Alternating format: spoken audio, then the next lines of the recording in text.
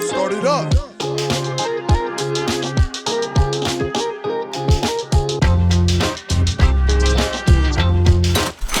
Welcome back to the MBH podcast, Money Buys Happiness, Season 3, Episode 10. Yeah? You are correct. Oh, shit. Okay. Thank you, D. Thank you. I always fuck that one up. So I'm like, you know what? And you even told me, and I still was second guessing it going into it. But anyways, we won't get too crazy into it. Shout out Dean, by the way.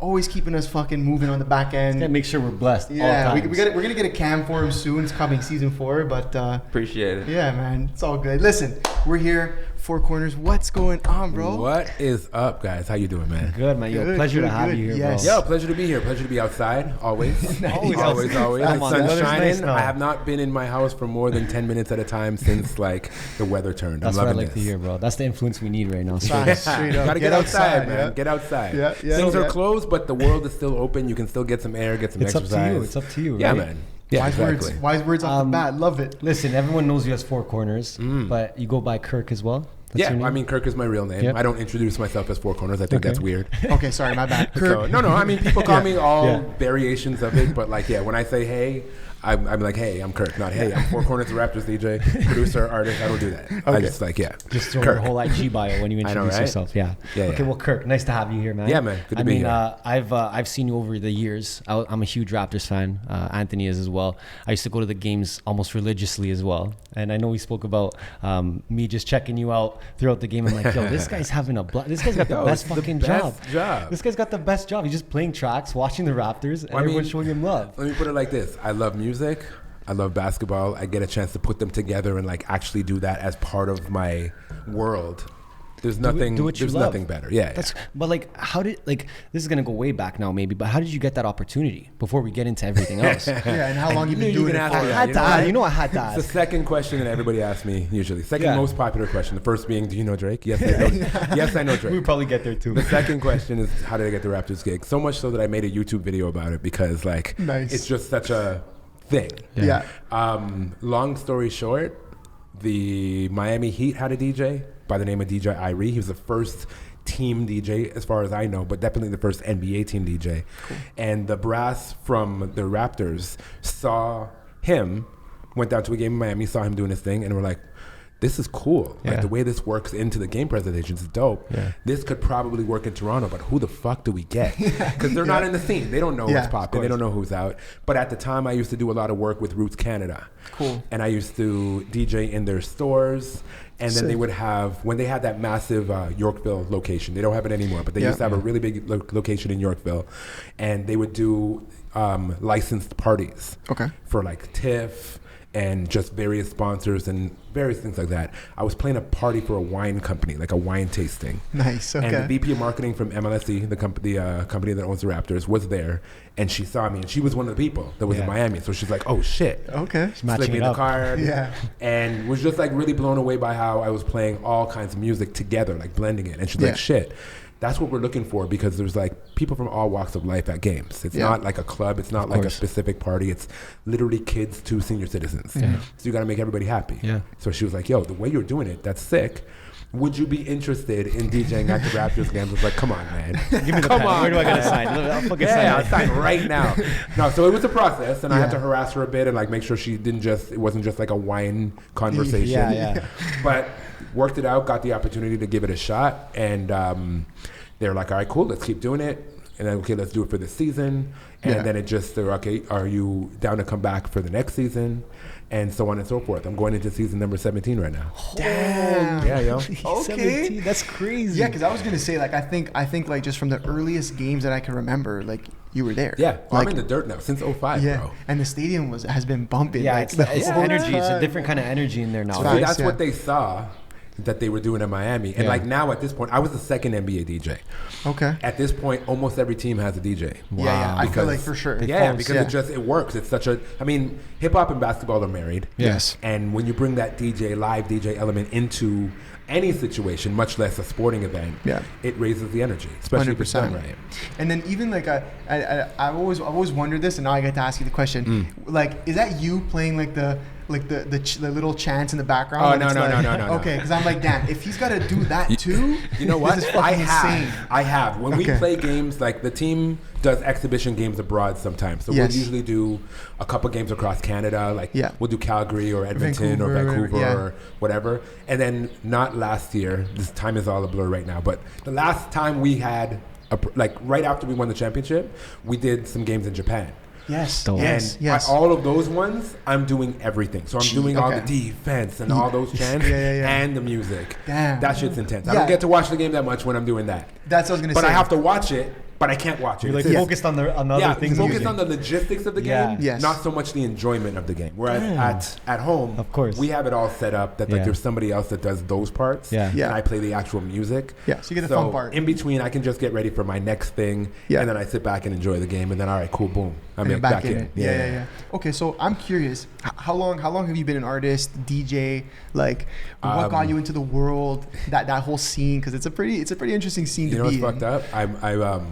I just realized this week, actually, I've been DJing for 25 years now. Wow. Like my entire life. That's massive. Yeah, I don't remember not being a DJ. That's crazy. And I got into it essentially just from falling in love with DJ culture. I just seeing DJs on TV and then like getting into going to clubs and parties and stuff and just like the dopeness of it all and like the fact that like you walk in the room and everybody's having a great time and that guy, it looks like he's having more fun than everybody else, but he's also in control of the mood of the whole room. I was like, yo, that's it. That is it. It's a cool position to be in. Yeah. And I just got to like become acquainted with some of the local DJs that were killing it, that are like ended up being my mentors and like helping me get into the game and understand what it was, and like what was needed and what I had to.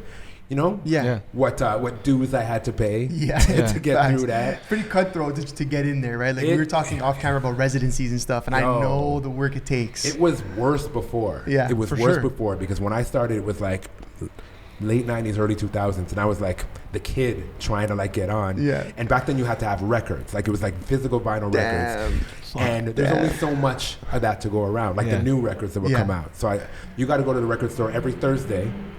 Because that's when they come out. And you got to stand there and wait. And then all the big dog DJs come in and they have their records already put aside for them by the staff that they just look through a little pile. I don't know. And then they throw their scraps back. Wow. And then we're like trying to get the scraps. Wow. And like that was part of the paying the dues. It like doesn't exist now. It's still tough. But like that's a whole nother level of tough. Like if you didn't have the song, if you didn't have the record, you didn't have the song, you couldn't play it. Yeah. Even if you got the gig, the next DJ that had more records than you was like better than you. Damn. So even if your skills are better. Yeah. Damn. They had the music. They had the music. Shit. Like imagine not having the hottest records. Yeah, that's fucked. And trying to play a DJ set to make people happy and somebody else has those records. Even if they're garbage. If they got those records, they're one up in you right now. Damn. So these guys got it easy. There's some DJs out there that'll just play bangers, just straight bangers. And you look at them like, oh, that's a good DJ. And realistically, just play bangers. Right. Take that back to then. Those DJs probably wouldn't even have those bangers because they'd be low on the totem pole like I was when I started. You have to work your way up to get the bangers. Yeah, yo. That's crazy. I had no idea that was even a different world. Going back to 17 seasons with the Raptors now, that's insane. Like that's crazy. Congratulations when on that. When I look back now, I'm like, holy shit. That's crazy, man. Crazy experience, right? I mean, you've seen a lot of things that a lot of DJs probably have never seen before, might not even get to see, right? So while you were doing the Raptor stuff, were you still actively looking for residencies and trying to keep busy in other ways, or were you like full time? This is huge. Raptors, that's a misconception. Well, I know a lot of people know me mainly from the Raptors because it's like a really big thing. It's a brand, right? But and I totally friggin' use that shit like crazy. Who wouldn't? 100%. But I've been a club DJ longer than that, and that only ramped up my club shit. Like me using that branding to be able to now present myself to the world and be like, yo, the Toronto Raptors official DJ. Places that I'd not been, that they don't really have, they don't know, like people there don't know anything about me. They know about the NBA. Of course. They know about the Toronto Raptors, especially as the Toronto Raptors have like gotten more and more popular, good, what have you, Drake getting involved, all that stuff. Just like raise the profile of that, which raised my profile. It's leverage, man. It's huge leverage. Hell yeah. I mean, I always tell DJs that are trying to hit me up, they're like, yo, how do you do this? How do you do that? It's like, yo, bottom line is you got to give people a reason. Like in anything, you got to give people a reason. Why should they spend extra money to bring you? Why should anybody book a flight, book a hotel, and pay you a premium to come and DJ in their city? if you don't give them that reason. Yeah, It's not their job Where's to the give value? you. Yeah. They have to see the value. It's your job to provide that value. So I guess the Raptors kind of being on your back there, like that's huge for you. That's giving you opportunities left, right, and center. I use that. Yeah. I leverage that. So Like, has that situation itself given you opportunities? what do you mean? Like just being the Raptors DJ, not having to really say it, maybe like any collaborations through the Raptors itself, have they helped you with that? Well, no, I do a lot of work with the Raptors outside Beautiful. of just the games. Like I do tons and tons of work with them. Amazing. But that's part of my position and part of what I've grown my position to be. Good. Like I come up with ideas of why don't we do this or how can we do that? Or they come up and ask me, would you be interested in? And it's just grown. We've developed my role there over the years because prior to me, there was no DJ. And I guess that's you now providing your value back. Aside from you killing it at the games, you're coming in saying, hey, we should try this, we should do that, also whatever, creative, right? Yeah, I mean, you gotta in life, and like I'm gonna drop a lot of gems because like I always do. Do it. Value is everything, and you gotta put yourself like I'm not just the Raptors. If I were to say I don't want to do that anymore, they're fucked. They have to like go through a whole like thing to get somebody else to be able to do half of what I currently do. Let's go. You know what I mean? Let's go. Yeah, like you make yourself valuable enough. It's difficult to be replaced. Yes. You know what I mean? So I'm not replaceable over there. I mean, they would have to, the Raptors would still maintain and go on.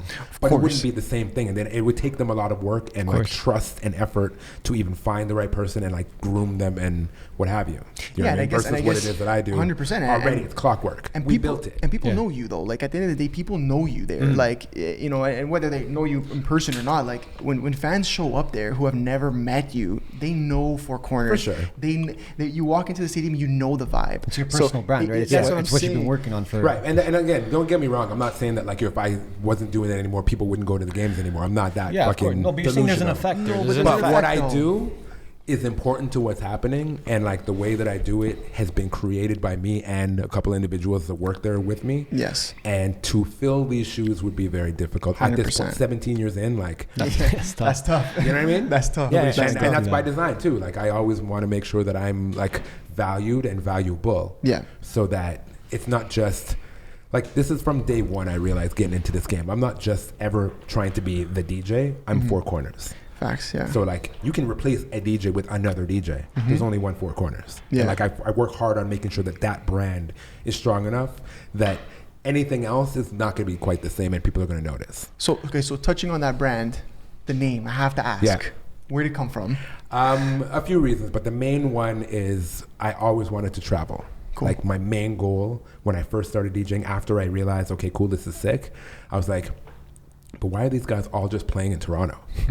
There's DJing everywhere. Yeah. You know what I mean? There's parties everywhere. There's clubs everywhere. So I wanted to like expand that. And I always like vision board type stuff. Yeah. And I came across the saying 4 corners of the world.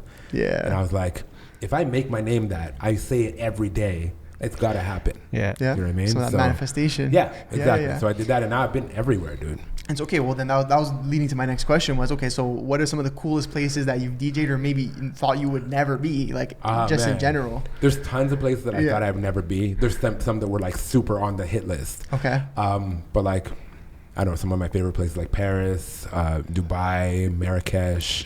Shit, Marrakesh, come on. Where else? Like, honest, dude, man, the list is so long. Yeah, I can Shanghai, Tokyo. You did the F1 in Dubai, right? Yeah, Abu Dhabi. That's crazy. That's insane. Yeah, that's crazy. With Drake, which was sick. Insane. Like, that was a really, really dope moment because Drake was performing, I was DJing, and like all the mandem were there. It was like, it was such a Toronto thing for us to look around and be like, oh shit, we're all here. We're running Abu Dhabi right now. Yeah, a bunch of kids from the six are running this shit. That's like crazy. everybody's there for us. It was and that's dope. when it kind of hits you that like, yo, we can go anywhere and do this shit. Do anything, Hell yeah, absolutely. So I actually want to go into his personal brand a little bit because I noticed that you kind of have an umbrella of brands. Yeah. Right? You have 4K Drip clothing, right? 4K Drip. Yeah. What's that about? Why did you decide to go into that? It's like merchandise, but not quite just regular like artist merch. I try to make it more like a clothing brand. Beautiful. So that you don't even necessarily need to know or care about 4KORNERS to enjoy that. Okay. Like, you know what I mean? It's not just a t-shirt with my face on it. Yeah. You know what I mean? Which is cool, but like, it's other than that. It's another piece of your brand that people can kind of have. People that like my brand or are into what it is that I do can enjoy it. Yeah. People that have no clue what the fuck it is that I do or who I am can still look at it and be like, oh, it's a sick shirt. Yeah. I saw that you also have a record label. Yeah. Jane Shepherd. So why did you start that? Is that something that you're looking to help others that are trying to get into the space as well, try and maybe shadow what you've done? Eventually, it's kind of part of my exit strategy, I guess, for when I want to not do everything that I'm doing right now. Of course. But initially, it's just a platform for me to release my own music through. So like, even I'm entertaining record deals. Cool. But I'm not super enthusiastic about that because I like the freedom and the like ownership that comes with being indie. But so I built Jane Shepherd to be that, and that's the vehicle through which I release all of my music. Cool. And then at some point I may partner with a distributor or a major label or something. Yeah, if it makes sense. And at that point is when I'll be able to be more in the position to help other artists. Cool. And like sign artists and, really put on for them. But like, I'm not really trying to put on specifically for anybody else while I'm still putting myself on. Yeah. And like this new... It's a full-time job. Yeah. And like, I'm very solid and known as a DJ. As a producer, I'm newish. Yeah. As I said, 25 years DJing, like 5 years producing. Yeah. You know so what it's I mean? like to make that, to like bridge that gap, to make so the that jump. Shit evens out. I'm not really trying to like put anyone else's career on your shoulders, my full responsibility at that time. See what you're saying. Yeah. But it's going great for me though. It's going great for me. I can drop records when I want, and I like have my channels and my partnerships that I work with to get it out into people's ears and in front of them, and it's working out great. That's something I wanted to ask was how are you marketing these sub brands, let's say? Are you just using your personal brand to kind of push them? Yeah, everything. 4KORNERS is like the linchpin for everything. Yeah, cool. Dope. But beyond that, they all live on their own. Yeah. And as things happen, they all build up and help each other. I like that. You're not trying to attach anything to, you just want things to live on their own so that they're not affected by things that can happen, right? Like you said, if the Raptors decided one day you're not the DJ, first of all, they'd be kind of Raptors is just still like just one account. It's just one thing, right? Under my 4KORNERS umbrella. It's a big one. It's like a very major one. For sure. But it is not the cornerstone of everything that I do. It's like, and that's important, right? You're not putting all your eggs in one basket. Yeah. Never do that. Never do that. And based on that, I know we were kind of speaking off mic a little bit before we turned the cameras on, but we talked a lot about the ups and the downs of being an artist, being in the creative field, and then you throw the pandemic on top of that, kind of really fucks it up. So I want to talk a little bit about that because I feel like we have a lot of creatives that watch us, whether that's artists, DJs, photographers, videographers, and whatnot, and they deal with this a lot. A lot of them are also just starting off. So I think they'll learn a lot from just hearing kind of how you've dealt with it, your ups and downs, and sort of the way that you sort of tried to level it out and keep it going. I mean, for what it is that I do, and I know this applies to a lot of other creative fields, it's the nature of the business. The shit is like a gamble going in. You have to know that. Like this is not just going to school, getting a job, and you work for that person until, and hopefully get promotions and shit. That's not what we do at all. Everything that comes in is a product of what we put out. Yep. And that shit is not all under our control because it's still about people's opinion, about, whether it's people are receptive to our ideas and our products that we put out. And we partner with people, and if shit goes bad for them, then it goes bad for us. Yeah. You know what I mean? Yeah, fair. So like, as an example, I had a residency at the Government, RIP the Government, greatest fucking club unreal. And I had a falling out. So I left there and I went to, do you guys know of Circa nightclub? Yes, of course. So I went from there and left there, and then Circa snatched me up immediately. Wow. And I was because I knew I'd be fine. I've solidified my brand that I was like, yo, I'm not vibing what's going on right here. And I would rather, and this is something that I always tell people too, is like, I would rather stay home than be in a situation that makes me unhappy. Yeah. Facts. So I was unhappy with the way things had moved.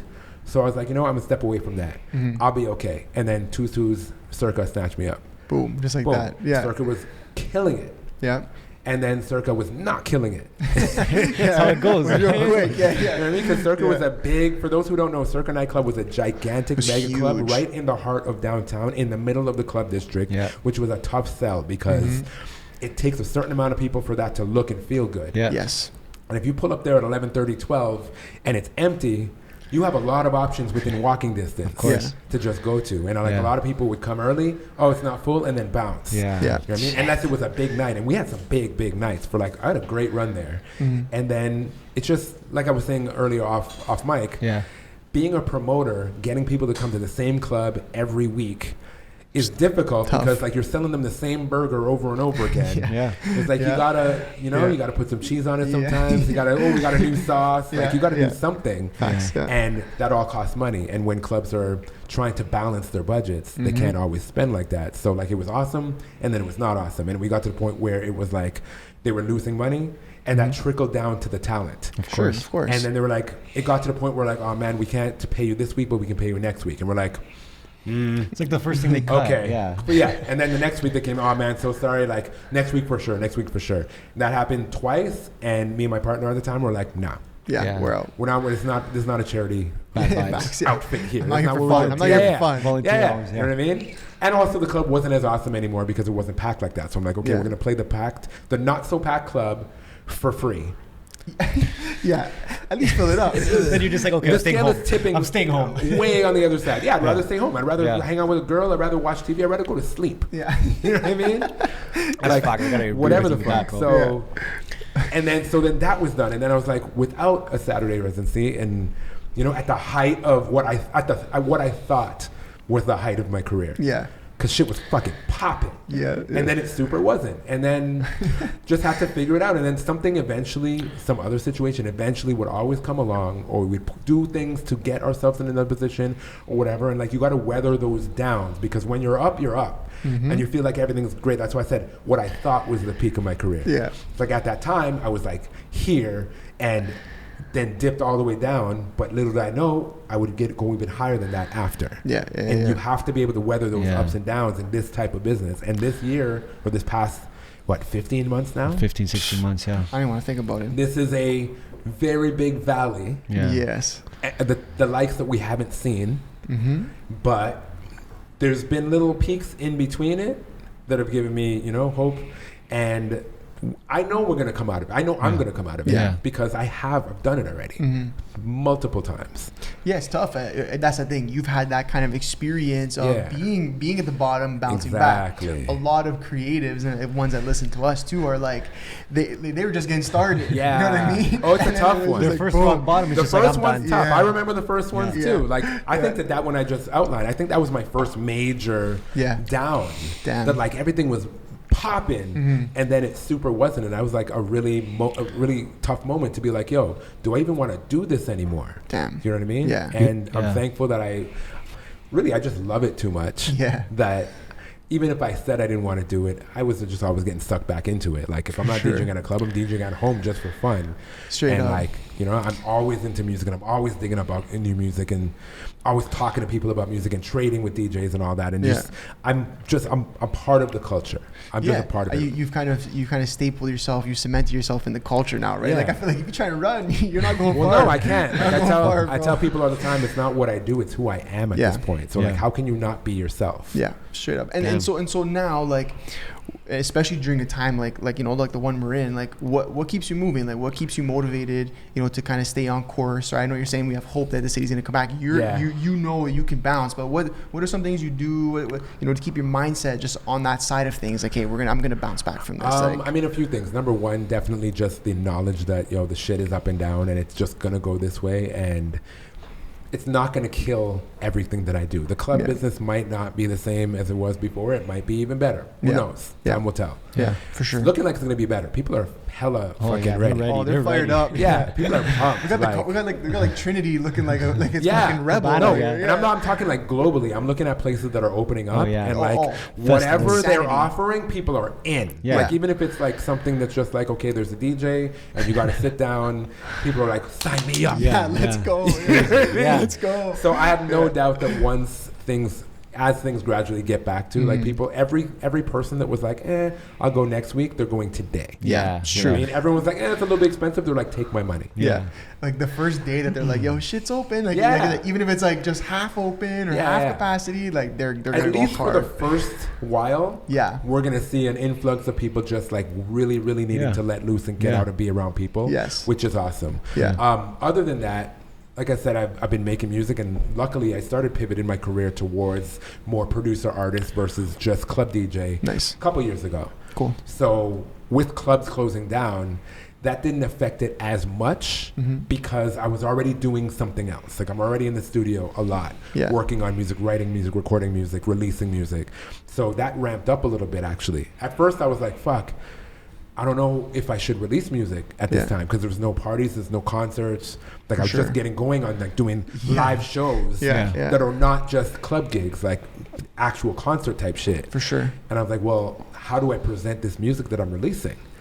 But then as time went on, I'm like, well, I can't not put out these records. And I'm looking at like every artist from big to small, they're all putting out projects. Yeah. So I'm like, okay. And then you think about it more, it's like, yo, people still need music to listen to. Facts, yeah. So I started doing that, and like my shit actually made more noise this past year than it was the year before. Wow. Which I mean is a testament to like the progression of things. Yes. Of course. But also, in a time when people really need stuff, I was part of the faction of people that were providing that. Yeah. You're giving people the solution. Yeah. Yeah. You know what I mean? People want to fucking vibe. Yeah. You know what I mean? You can't just listen to the songs that you know all the time. You want, something fresh, something new. some fresh new stuff. Yeah, and I was able to do that. The last show I did before the pandemic, oddly enough, was at Regulars. I did one of their Mondays where I did like a takeover. Cool. And I had a bunch of artists that I'm working with perform songs that we've worked on and some of their other songs. Yeah. And it was dope to do a live showcase. And I'm like, yes, this is that energy. This is what I want to do. Yeah. And I'm like, yo, can't wait to do next one. Next week. It's gone. And that was that. So that's been keeping me going. And then discovering and figuring out a love for live streaming has become a really, really big part of it. And like has helped me mentally so much. Because just on the base level of being a DJ and like liking sharing music and like connecting with people. Yeah. Not doing that for months was like I mean, it's killing me. Yeah. Literally killing me. Like I got like bummed out. Like I don't know if I was depressed or not. I don't want to disrespect people that actually go through depression, but like I was pretty bummed out. You never know, man, for sure. You know what I mean? Yeah. And then a few of my friends were telling me, yo, you should live stream. And I was like, yo, I did a couple live streams on Instagram. It fucking sucks. And then it's not the same. Yeah. I signed up for Twitch and I didn't quite get it. So I was like, whatever. And a lot of my homies were just like, trust me. Yeah. Give it a real shot. Yeah. And then when we went into like the Supreme lockdown in December, like late November, early December, I was like, fuck it, let me give this thing a shot. Yeah, I got nothing to lose at this point, And I just got on one day and ended up spinning for like 4 or 5 hours. And I was like, I had a great time. It was a really good release. Yeah. I actually felt some kind of connection with people. And I was like, all right, I'm going to do this again tomorrow, guys. And like it grew from like 10 people to 15 to 20 and like just kept growing. Yeah. And I got to understand that there's a whole community there of people that show up every day. And like they get to know each other and like they're talking to each other in the chat and they're talking to me. And like, and it's like a whole thing that I'm like, all right, cool. It's not what I love. It's not what I signed up for, but it's something for now, especially during the winter months where everything was closed. Keeps you going. Like man. It gave me a reason to get out of bed in the morning. Like, for real. Like straight up. And then after... I've been doing it for a few months now, and like now I'm like easing off a little bit because I'm like outside. We outside. But it's another thing that I'm going to continue doing it because it's like just like there's a lot of things that us creatives do to let people know what we're up to and like to share what it is we're excited about. Like that's another avenue. I think you do a very good job in the variety of your content as well. Just showing people what you're doing, who you're with. Like I go to your page and there's fashion involved, there's people involved, there's places around the city involved. So you actually see a lot besides music, which is great to see, right? Because people already know right now that you're a DJ, you make music, you're a producer, right? So what more to Kirk is there that we want to know, right? And that's a thing that I think a lot of people miss out on, right? They just want to show exactly, let's say, their service. Instead of showing everything, the value behind Kirk himself, right? That's the thing about social media that, I mean, everybody to each their own. And whatever aspect of it you enjoy, do that shit. But the things that I enjoy is like similar to what you just said. I like to get a little bit of insight into who somebody is as a person, not just sell me the thing that you are selling all the time. So that's what I try to do, and I think that that's more enjoyable to me. Of course.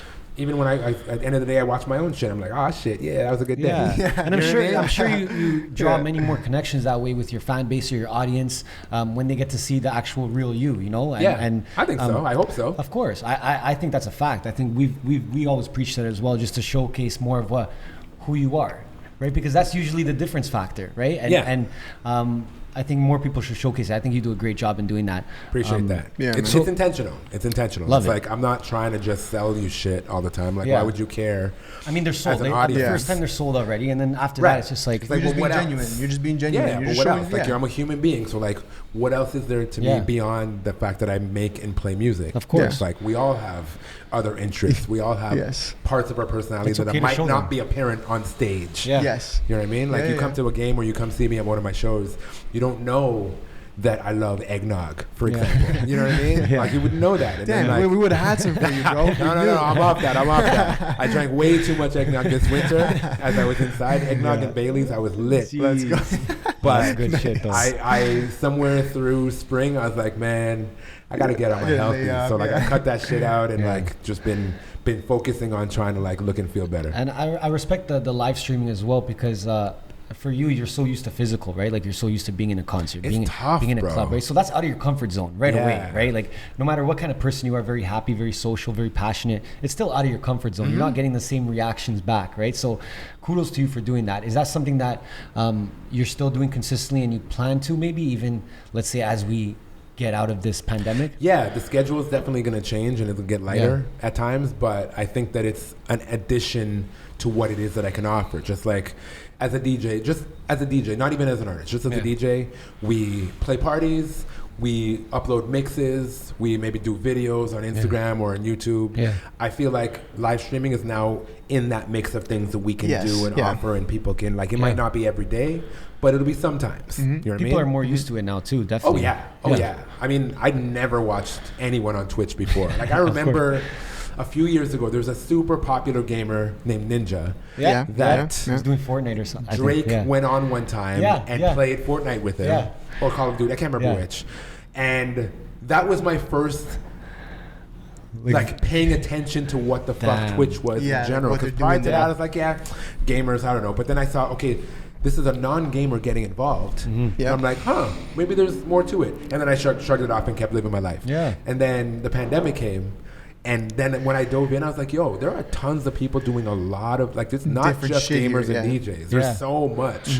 Like, there's a whole realm on there of people that just stream their regular daily life. Yeah. So, like, they'll be on a bike, they'll put the camera on the front of the bike and just ride through the city. Damn. And thousands of people are watching. It's crazy. Come on. Yeah, dude. I know. Wow. There's people that just do mukbangs. They just sit there, set the camera up, and just eat. A lot Yeah. of bored people with a lot of boring jobs. Yeah. Shit. Trust me. Okay. And people just it's a strange world, man. Yeah. You're just consuming Strange world. content all day, right? Yeah. So any way that's easiest, if they, like you said, if they just have it open, they're doing something else, they're watching, they're listening. No, reality TV unlocks something in our brains that didn't exist before. Yeah. And now Facts. people just like to see real life in Yeah. whatever Yeah. form that is. Yeah. Okay, I'm gonna circle back for a second. Drake. Yeah. You said that's a question you always get asked about. The number one question. Number I would one have. question. So it wasn't our number one, but we're gonna make it our number one. I don't know, 10, however many questions we've asked at this Yeah. point. But talk to us about Drake. You obviously said you know him to whatever extent, right? Talk to us about that relationship, when you first met him, how that whole thing came, Dubai, you guys being there. Yeah, I mean, I've known him since before. I'm not gonna act like we're friggin' besties or anything, but like I've known the guy since before he was big. I'm a DJ in the city. He was an artist coming up in the city, and like we cross paths and have tons of mutual friends. So like we would just always be in the same places or just like Yeah. what have you. And then I remember when not so far gone. What was the first? Thank Me Later? Thank Me Later. Yeah. When Thank Me Later dropped, before it dropped, he had a listening session at Orange Studios with like 10 of us, like 10 people. And Shit. 40 played the records, and he explained each record as we played them. Wow. Come on. You were And- there for this? Yeah. And I was like, up, in bro. hindsight, I mean, at the time, I was like, yo, bro, this is the one. Like, this is a sick. Best I Ever Had was already out, and like, he was Yeah. already like on the rise. He was with Wayne and stuff. Yeah. But I was like, I remember like being like, dude, Yeah. like this project, like, Yeah. It's gonna do you be- know what you have here? Yeah. And he's like, yeah, man, we worked, really hard on Yeah. it, whatever. I don't know that he could have known what it would do or like what that would be the beginning of. Yeah. But they definitely knew it was something special. Yeah. Of course. That's And crazy. from then to Artist of the Decade, Yeah. it's like I look back and I'm like with nothing but pride. I remember Yeah. being one of Crazy. the first to be playing his records in the clubs. Yeah. You know what I mean? That's I remember insane. hearing his shit on the radio. Like I remember like City Is Mine and Do What You Do on a CD with like a white label and just like from the computer. Yeah. You know what I mean? That's like crazy. That shit all the way to where it is now. And then obviously he started working with the Raptors. So like now we're seeing each other all the time there. Yeah. And then through the whole championship run, he would come out to Jurassic Park and like they'd set up couches and we'd watch the game on the big screen together and shit. That's and insane. The night we won the championship was an away game, so we were out there and fucking spraying champagne on my computer and shit. Thanks, bro. You know, Drake. You know what I mean? I'm gonna get the guy a new computer, bro. You know what though? That night, nothing could bring my mood down. I was like, it's fine. Let's go. Let's go. Yeah. But yeah, it's been a really, really dope. I posted like yesterday or the day before when he got the Artist of the Decade thing. I was like, yo, it's been really incredible to like be a part of it at times, as well as just like to witness it from such a close vantage point. You know what I mean? Like I'm not part of OVO. I'm not like, you know what I mean? I'm not in the crew or anything like that. Yeah. But like so intertwined over the years that like I feel like I've had a front row seat to this fucking greatness. Yeah. And it's been incredible. And to see that come from like Toronto, like I remember when he was like he used to have trouble getting in the clubs. Yeah. He raps, You know he what I raps mean? about that too. Literally, I remember those days. That's and so insane. like I remember when people were clowning him in this city. Yeah. Facts. So, like the grassy guy. I would love to see those clowns now. You know what I mean? Yeah. Like I remember when I got the So Far Gone mixtape and I heard Wayne on it, and my first thought was, did he just like get a Wayne verse and put it on here? Yeah. Until Wayne said Drake and said Drizzy and said Toronto, I was like, oh shit, things are about to change because Wayne was the man at that time. I was like, yo, I'm going in. I didn't know track that was happening. fucked. Yeah. And then I found out from that, and then I like started talking to these guys. I was like, yo, and they're like, no, he's actually like, it's happening. Like it's legit. Yeah. It's happening. That's I was like, insane. yo, that's it. Just to see that, man. That's it. Yeah. And the switch from people hating on him to what Having to accept it. Yeah. hilarious. To I remember loving him. there's one particular friend of mine, I'm not going to name him, but one particular friend of mine that used to be like, I don't think he has what it takes. And I told him, I was like, yo, I guarantee you, I heard some shit that he hadn't heard yet. I was like, I guarantee you, this is going to be major. I don't know how high he's going to go, but it's not low. Yeah. Facts.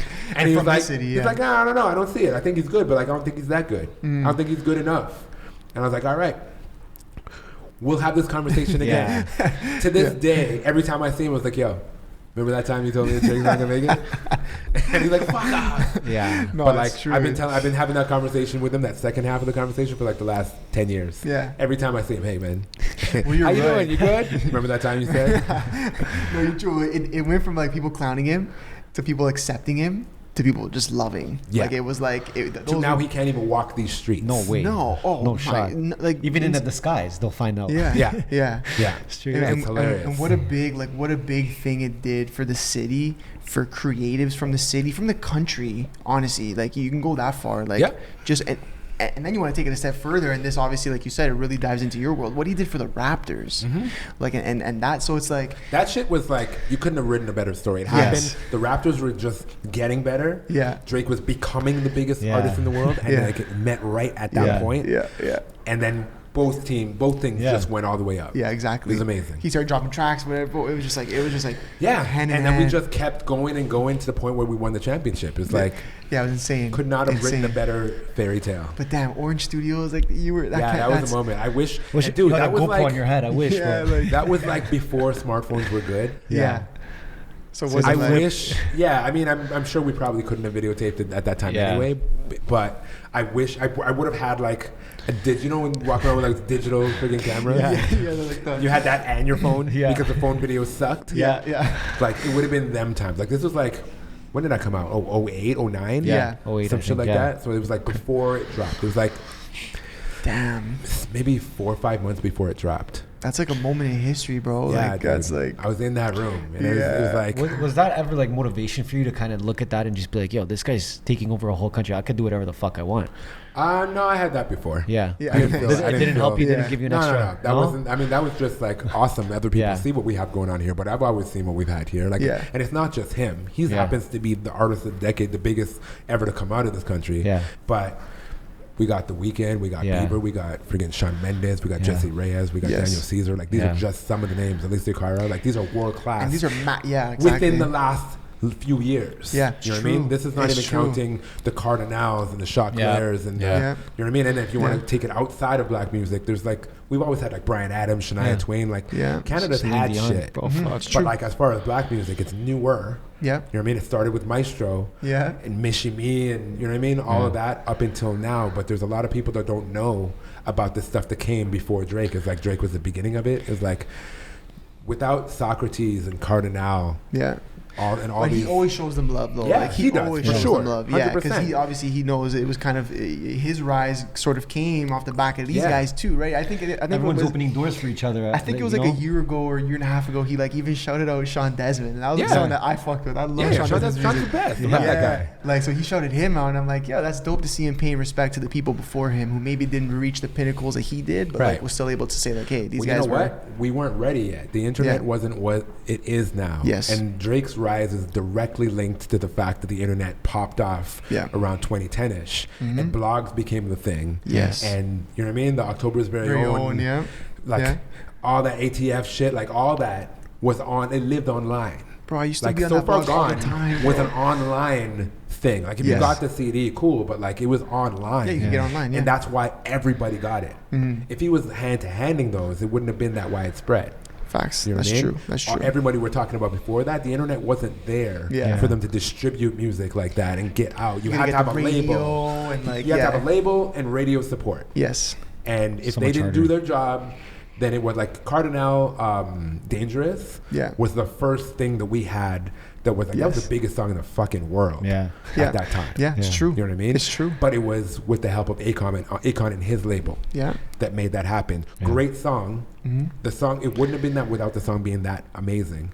But it had the vehicle also. Yeah. Because this was just before the internet was going to be that thing that like just throw it on the internet and it can fucking explode. Yeah. Without any help from labels. There's no such thing as viral before that. Yeah, exactly. You can go viral 2 seconds. Yeah. I want to ask you about just some of your achievements. What's been your favorite achievement or your best achievement? Because I've seen that you won Canadian DJ of the Year in the recent years, which is huge. Like I look at that and that's massive. You know what's funny? I don't when you say achievements, I don't think about the trophies and shit. Of course. Like, I don't really like that's cool. I've won a bunch of DJ awards and I'm thankful that I felt awesome at the time. Yeah. And like but you're already over those now. No, but it was like at the same time it's like who decides who's the fucking you know what I mean? It's like I'm well liked and I know I do my thing cool. Yeah. With or without this trophy, I'm still killing this shit. Yeah. You know what I mean? So like I knew that at the time. It was like the accolades are cool.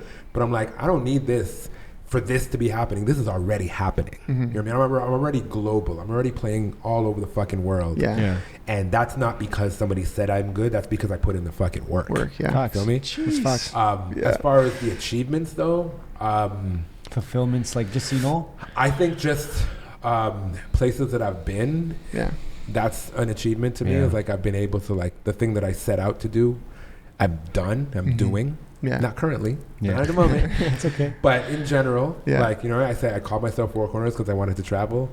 And I think more than any DJ that I know from my, like, scene, including my mentors, I've done more of that than they have. You know what I mean? It doesn't mean that my career is better than theirs, but my eyes were sighted on this thing, and I've done that thing. It was low-key better. No, I'm dope, but like, you know what I mean? Everybody's version of what it is that they want for themselves is different. This is what I wanted for myself. I've done that shit. Was there like a moment, a place, a time when you were like, just like, holy shit, like absolutely like absolutely. I just told this story a couple weeks ago on a live stream. First time I played in Paris. Nice. It was like the club was awesome, everything was dope, like it was just like everything was just like wow, I'm in Paris. And the morning after the gig, the promoter was supposed to take me and my boy to go see the Eiffel Tower, and he fucked off. I guess he was sleeping or whatever. And we just had to figure it out ourselves. So we like navigated the Paris metro and found our way there, and like the moment of seeing the Eiffel Tower in real life was one of those moments, like the first big moment in my life, in my career, to be like, yo, we're really doing this thing. Because like that's an iconic thing that I've seen my entire life in pictures on TV, and to actually be there, like just to smell the air and see it and touch it. Yeah. Like that was one of those moments for real. It's different. Yeah. Oh yeah. Yeah. And then since then I've been to Paris. I don't even know how many times, which was like wow to me. Yeah. Like it's wow. So it's the travel for you, really. The travel and the experiences and like being able to perform in front of different people and learn different music, cultures, and meet artists and collaborate and like all that shit is, I feel like, is my greatest achievement, to be able to like have taken this idea and made it happen in real life. Like that's that shit. And the ring's pretty cool I was too. gonna say, this guy got a ring. Yo, I mean, I played basketball. Yeah. I never really thought I was gonna go to the NBA, but like I played competitive basketball all the way up into university. Oh shit. Okay. But having a championship ring Crazy is like a combination of like, wow. You know what I mean? Like I grew up watching Michael Jordan in that era. Yeah. And like I got one. He is 6. I got one. Yeah. But hey. But it's the same thing. Yeah, it's same more than a lot thing. of You know people. what I mean? That's more Like you got like legit. legit, you got the real like with my name engraved in it and all that shit, dude. That's crazy. I'll show you a picture in a bit. Yeah, that's crazy, man. Kirk, for any new people to the industry, someone that's say starting off DJing in the past year, what would you say to them to begin with? Just, I mean, in terms of advice, in terms of what to look for, who to work with. But I'm sure there's a lot of people listening that would definitely take this advice as they're new to the music scene. Okay. Anyone who started in the past year, first thing I'd be like, what the fuck are you doing? What are we talking about? What are you guys doing? But if you love it that much, okay, because I know that there are some people that have picked it up as even a lot of my friends that are not DJs have hit me with it, asking for advice like, yo, I want to pick up, like, I don't want to get like all the equipment, but if I can just get a controller that I know they're cheaper and it's kind of an all-in-one unit and I can kind of fuck around. Do you have any recommendations? And I'm like, yeah, sure, because DJing's awesome. Yeah. Like, even if you just want to do it for fun, it's a great thing to do. Like, if you love music, enjoying music and manipulating it, and like it's super fun. I highly recommend anyone who's a music lover to dabble in it. Yeah. If you want to do it as a career, there's a lot more to it than dabbling. Of course. And again, the first thing I always say is like, number one, make sure you love it for it, not for what comes with it. It's important. Because there's a lot of people that, you know what I mean, especially while club life was what it was. Yeah. You know, there's girls, there's clout, there's free drinks, there's, you know what I mean? Yeah. Get to look cool in front of your friends, all that shit. Of course. Like all that shit comes with it, for sure. It's great. It's a great position to be in. But like, do you love the thing though? Yes. You know what I mean? I say the same thing for artists. As I'm making music, I'm like, people are asking me for advice. I'm like, yo, do you love making music? Like there's something that you need to get out? Or do you just want to be like a superstar on stage with people sucking your dick? Like, you know what I mean? Real talk. Yeah, it's true. Like, which part of it? I mean, you can have both, right? You can. Absolutely you can. But which part is the base of that motivation? Yeah, it's going to keep you going. You know what I mean? Because like, let me tell you, if you just want the accolades and all of that stuff, this shit's going to go up and down. When that shit goes down, you're going to jump ship because none of that exists during that time. But if you actually love the thing, that never goes away. No matter what. You still have the music. You still have the love for it.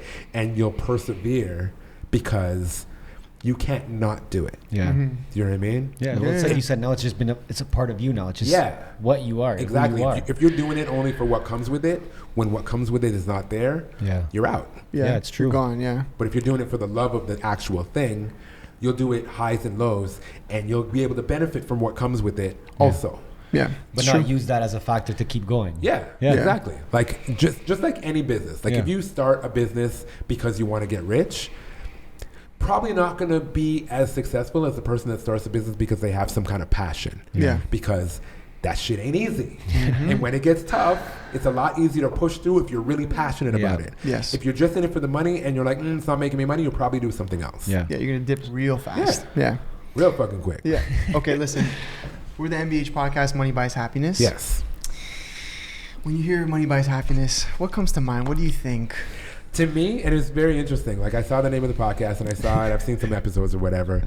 To me, money does not specifically buy happiness. However, the key, and this has been the key to my life, if you can find the thing that you love to do that you would do for free and finesse how to get paid for that shit, that's it. That's everything. So that's where you get the happiness. You know what I mean? Because that money comes with the thing that you've like figured out. Yeah. I mean, I figured out I love music, I love traveling, I love basketball. I've figured out ways to finesse these things into a career. Yeah, you finesse this shit. Finesse the fuck out of this shit. Like Jane and Shepard, bro. I finesse this shit. Is that why Jane Shepard? Yeah. Okay, I had a feeling. Yeah. That's insane, man. So dope. That's insane. And yeah, that's it. And like, whether I become a billionaire or just get by, I'm already fucking rich. Yeah.